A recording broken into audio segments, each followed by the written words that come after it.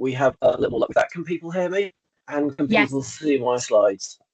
we Yes. can hear Okay, you. excellent. So if I just introduce, so my name's Paul Birch. I work for the ICB, Associate Director of Population Health and Health Intelligence. So within my teams, I've got the Business Intelligence team, the Research team, and the Population Health team. And you'll be hearing from Caroline in a second. I thought it was just worth taking a second just to talk through who the Population Health team is. So as well as Caroline and I who'll be speaking to you, we have Gwyn, who's a program manager and takes the lead on prevention. We have Oana, who's another program manager and is inequalities lead for us, and then Chen Yu, who leads on the analytics and data.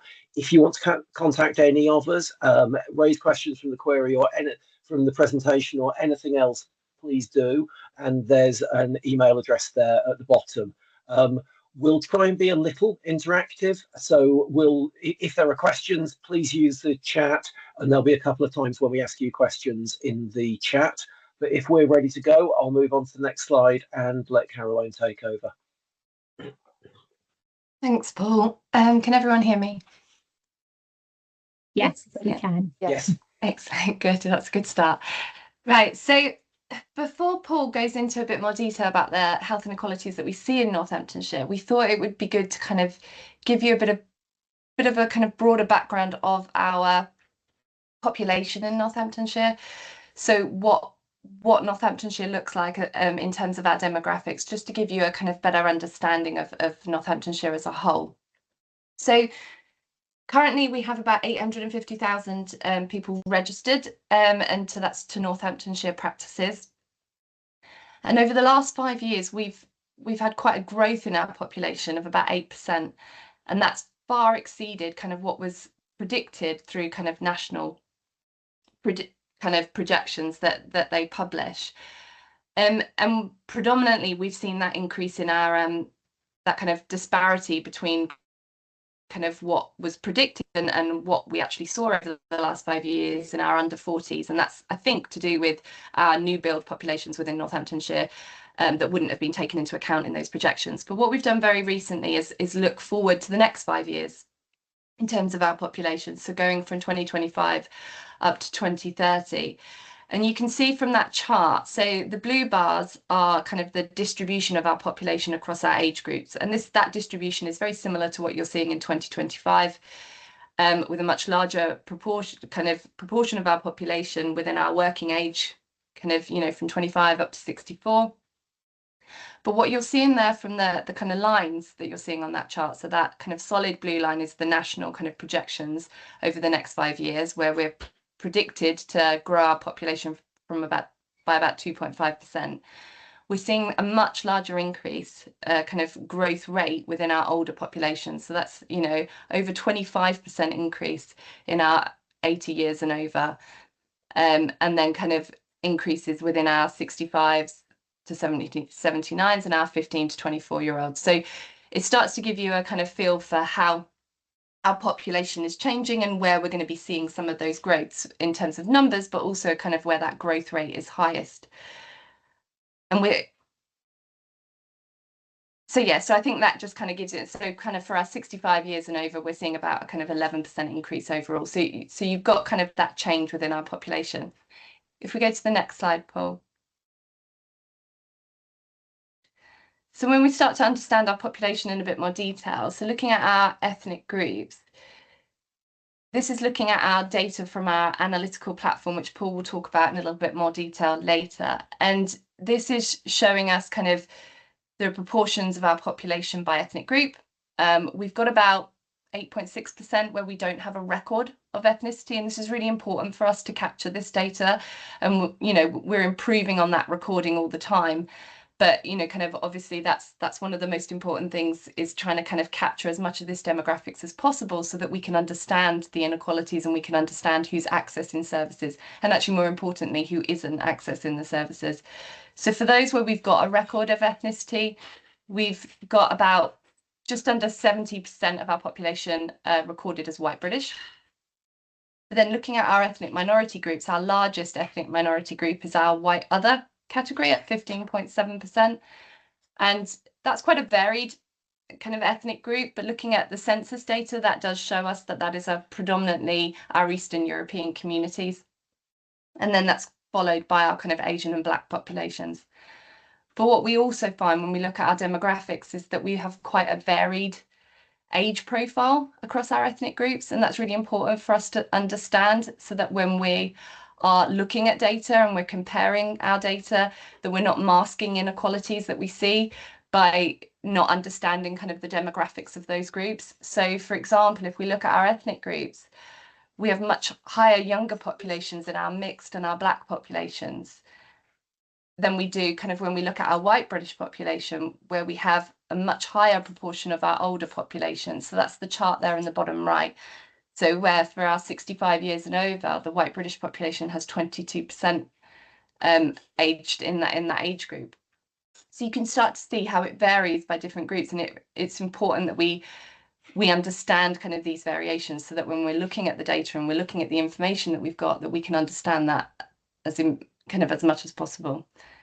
We go to the next slide, Paul. So then when we look at deprivation within Northamptonshire, so we've got about 15% of our population, so that's about 130,000 people, that live within the 20% most deprived areas, and this is nationally. So the kind of 20% most deprived areas across the country, we have about 15% of our population that live within those areas. And they are mainly concentrated in our towns, so in our more urban areas. But this does mask some of the rural deprivation that you'll see. So it's important that we also understand kind of where we're seeing pockets of deprivation within our rural areas as well.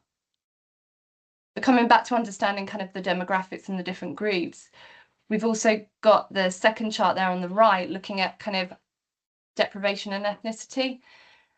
And this you'll see kind of across all of our ethnic minority groups, a larger proportion of their population living in the more deprived areas than within the least deprived. So if we look at the Black population, for example, we've got 28% of our Black population living in the most deprived areas, compared to 11% living within the least deprived. And then when we look at our white British population, you see the opposite. You see 11% in the most deprived and 27% in the least deprived. So again, it just helps to understand, you know, when a lot of the time when we're looking at our inequalities data, you might look at it by deprivation or you might look at it by ethnic group, but it's really important to understand how these factors kind of relate with each other.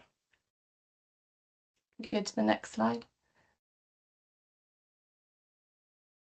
So this is looking at kind of just the overarching health within Northamptonshire. Paul's going to go into more detail around the kind of inequalities that we're seeing. But looking at kind of the health of Northamptonshire as a whole, life expectancy is one of those key measures that gives an indication of how healthy a population is. And for us, it does vary by place. And by place, we're talking about kind of North Northamptonshire and West Northamptonshire. So the table at the bottom there is kind of showing how life expectancy compares with the national average. So we have significantly lower life expectancy within North Northamptonshire for both males and females. And for West, it's a slightly different picture with a similar life expectancy for males and a significantly higher life expectancy for females. But actually one of the really important kind of metrics here is around healthy life expectancy. So it's how many years is a person likely to live within kind of good health within their kind of life expectancy. And as you can see there, so if I just take the top one as an example, so males in North Northamptonshire, they have a life expectancy of just under 79 years, but only 60 of those years are expected to be lived in good health based on the data as it currently stands. And then what we're also seeing is that we're seeing inequalities within this data as well. So within our most and our least deprived areas. And those charts on the left are just an example from North, but you see the same picture within West, is that when we look at our least deprived and our most deprived kind of areas, not only as our least deprived areas living longer, so the chart's kind of longer, we're seeing that they're spending less years in poorer health. So for our most deprived areas, they're spending a far greater time in poor health, starting at a much younger age. So again, this is just kind of highlighting some of the key overarching kind of health measures that we're looking at kind of when we start to then break down our health inequalities. Next slide. So this is kind of showing a little bit more about kind of what's contributing to some of those inequalities that we're seeing. So if we're looking here between our most deprived and our least deprived areas, we're looking at kind of what kind of some of those kind of clinical conditions that are contributing to that life expectancy gap. So we can see here that cardiovascular disease, cancer, and respiratory are the top three, and they contribute more than half of that inequality that we're seeing in life expectancy between our most and least deprived areas. And they're also our three biggest kind of causes of mortality in Northamptonshire. But alongside that, we can also look at what's contributing to that kind of, kind of living in poor health, kind of, so not just looking at our mortality, but looking at what's causing our ill health in Northamptonshire. And mental health and MSK are kind of the most common causes of ill health in Northamptonshire, and particularly looking at kind of lower back pain and depression as having kind of a significant kind of contribution to poorer health and inequalities that we're seeing within Northamptonshire. And then when we're looking at our risk factors as well that are contributing, and we're seeing kind of, looking at our top 10 risk factors, they contribute in about 41% of that ill health. And our leading risk factor still remains tobacco, closely followed by high BMI. But our other kind of risk factors that are really notable and contributing to the inequalities that we're seeing at the minute within Northamptonshire are kind of diet, high blood sugar, alcohol, and hypertension. So these are some of the really key priority areas that we as an ICB are focusing on at the minute in terms of where we need to be kind of putting a lot more effort around kind of addressing those health inequalities and doing that left shift to prevention. We go to the next slide. I think that's me picking up now, Caroline. So we're going to try a little bit of interaction. And while Caroline's just getting some stuff put together to put in the chat, just picking up on that last slide. Within the ICB, we're in the process of putting together our 10-year plan at the moment. Talking about the big three conditions in terms of respiratory, cardiovascular, and cancer, and then the risk factors that we talked about there. So they're very much forming both the overall 10-year plan and the health inequalities work that we're working on. So just in the chat, you'll see a link to a Microsoft Forms.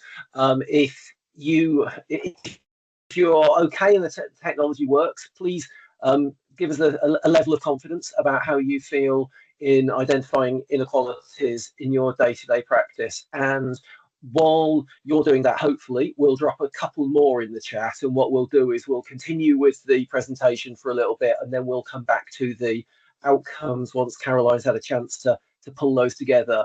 So what we'd also like you to take a look at on the next couple of ones, which hopefully will come back as word clouds, are which groups in your population do you think experience the greatest inequalities, and which conditions that we've mentioned or others do you think are important in relation to health inequalities? It'll only let you do one, so you don't have to worry about piling them all in, but I think it'd be good just to get a picture across all of you. So moving on into having heard some about the demographics and then moving into one of those areas of inequality, pretty much all of the NHS work around health inequalities is driven by Core 20+5. And I know it's hopefully familiar to a lot of people, but I think it's worth just quickly unpacking what we mean by Core 20 and +5. So Core 20 refers to the 20% most deprived neighbourhoods. As we touched on earlier, 15.4% of registered patients for Northamptonshire. The range across ICBs is actually from less than 1% of an ICB's neighbourhood being in the Core 20 plus group, and at the other extreme, more than 50. I mean, if anyone wants to have a guess at which those areas are, they're welcome to in the chat, and I'll tell them if they're right, but I wouldn't have got them off the top of my head. As we then move through Core 20, plus refers to groups experiencing poor outcome. There isn't a limited definition of plus, but when we're thinking about plus groups, we're thinking about ethnicity, we're thinking about deprivation, we're thinking about health inclusion factors. So that might be around people who are homeless, people who are Gypsy Roma traveller, have language barriers. But it doesn't stop there. It might be people who don't have access to a car. There's a range of definitions which might fit within the plus group. And we tend not to define it, but use it as a general term. And then specifically the five relates to the five clinical conditions, which are the key focus and cause the inequalities and the poor health that we've talked about. For adults, that's maternity, mental illness, respiratory disease, cancer, and hypertension. And then for children, asthma, diabetes, epilepsy, oral health, and mental health. So it is worth just touching. And I think one of the reasons that we keep working on this is because they fit, they're evidence-based, and they make sense. So what I'm going to run through now is some of the findings of the Health Inequalities Annual Report. So it's quite a long document. We can send you the link to it, but it's a new requirement for ICBs to produce this annual report. And for those who've read the NHS, the new 10-year plan, it's clear that that focus on inequalities becomes more important. And the report is one of those areas that we look at. Within the report, we've used that chart that you can see on the right, which looks at the differences between the most and least deprived areas in this case. But if there's 100 people, and it's 100 eligible people, so when you're looking at flu vac there, that's 100 people eligible for a flu vac between the most and least deprived areas. And you're seeing some fairly clear patterns within deprivation. Within the report, we look at inequalities principally in terms of age, deprivation, ethnicity, and sex, although we haven't used the gender sex in this presentation. So in terms of age, younger people have longer elective care waits. They tend to have poorer mental health outcomes, including health checks, but also from talking therapies, and their chronic condition management, blood pressure control, HbA1c, and care processes tend to be worse than older populations. More deprived populations, which is what you're looking at in the table there,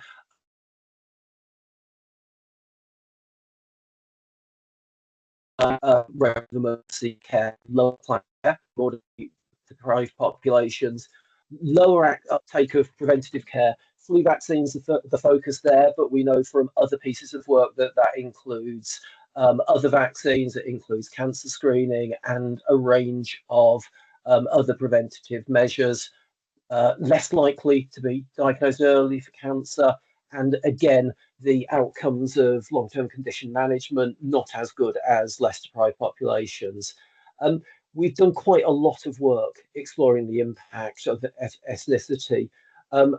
Overall, it tends to be that racialized communities are more likely to use emergency care and A&E, and again, less likely to use preventative care. We have found within that quite a bit of variation by groups, and we'll show you a little of that in a while. But widening inequalities for men, and particularly Black populations in hypertension. And if anyone wants more detail on that, please contact the team or look at the report. So just to look at a couple of areas to show that this is real, and throughout this presentation, we've been using Northamptonshire data. So quite a complicated table, but this is looking at DNA rates. And on the right-hand side of that, you're seeing a very clear pattern of DNAs being highest in the most deprived populations, moving linearly down as we move to our least deprived populations.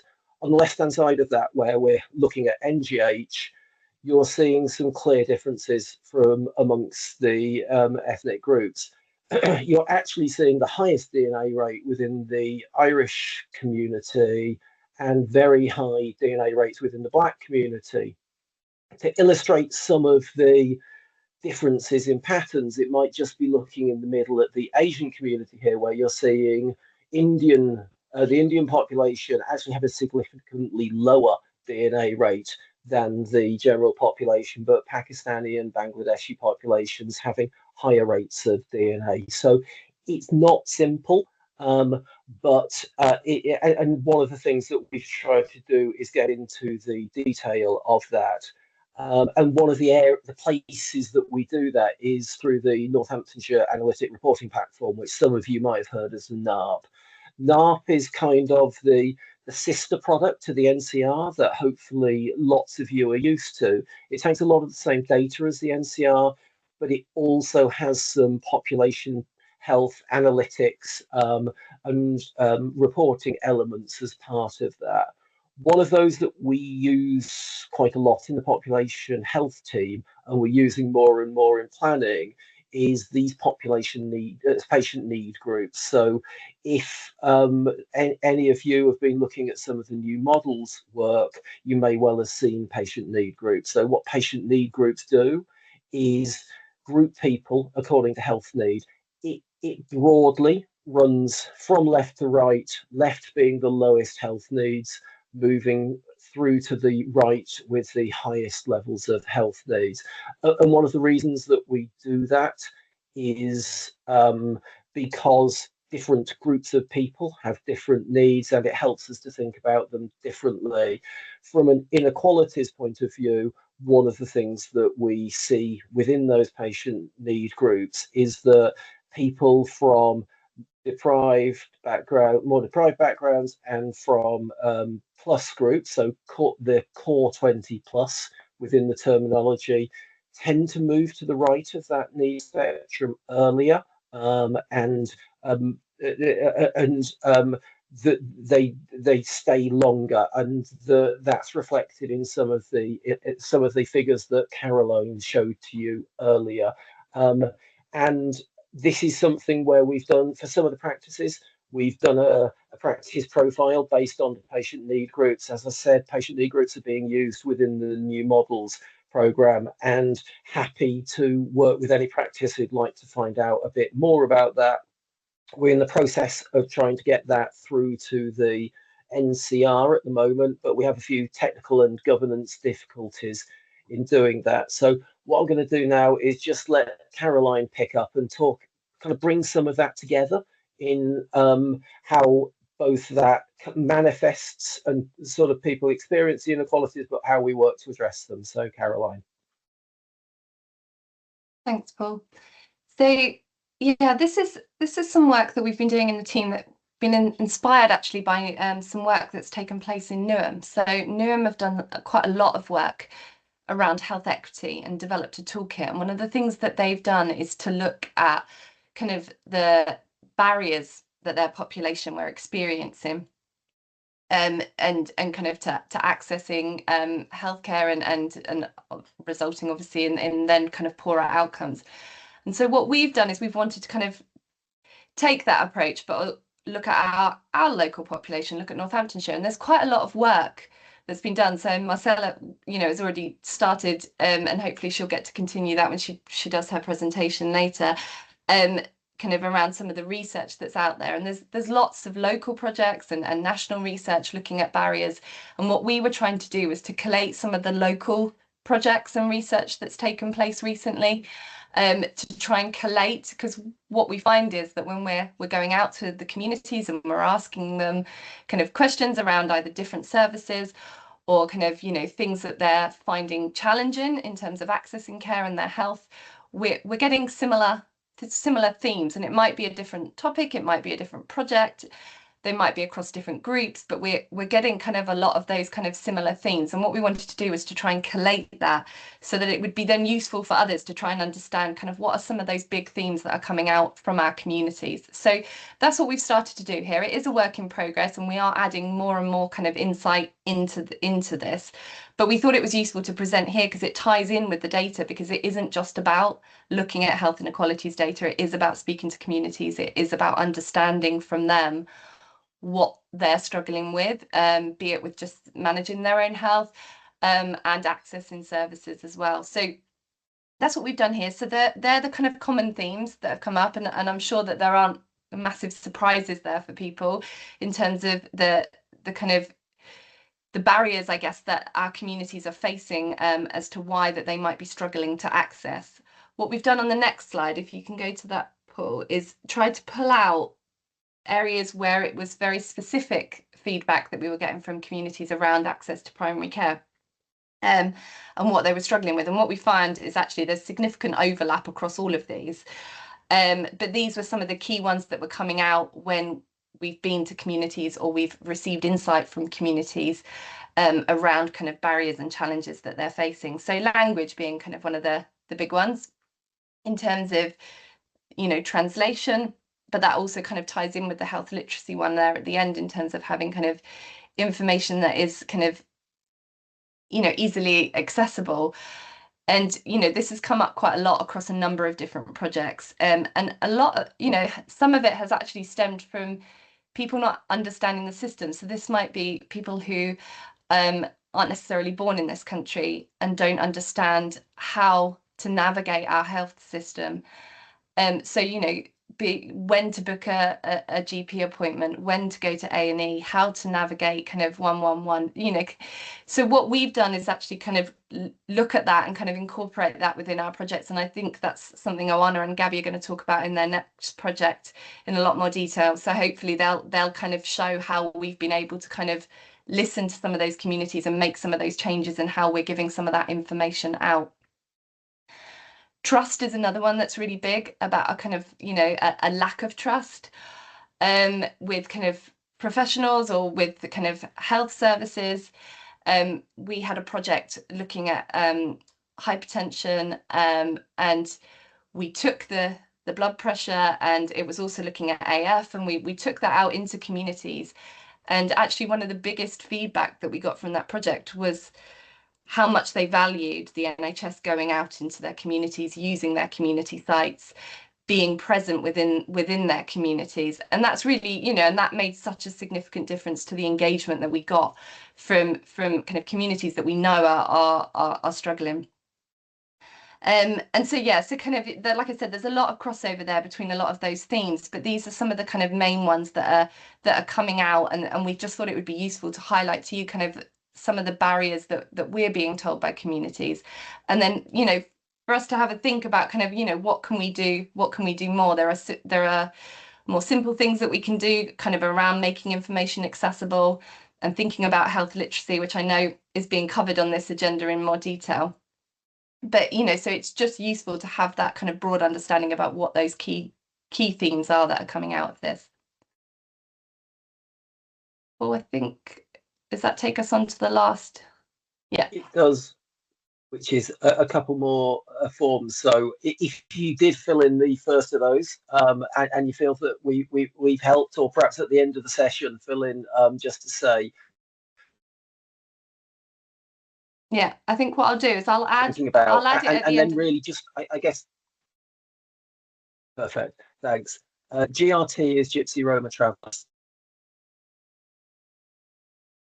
The jargon on that one, it is unfortunately one of those things that it's a trap that we fall into. And I suppose just the thing that we just leave you with before hoping that Oana and Gabby are in a position to pick up from us is just think about those small changes, because it doesn't have to be big changes that are needed to address inequalities, and also about lifting good examples, because there are in lots of places. But hopefully on that we will have. I'm just looking for. I'm not sure, Mel, if you know whether Oana and either Oana or Gabby in a position. Yeah, she's in, and she's already said she's happy to take over. I don't think Gabby's in yet, but she was driving home because I think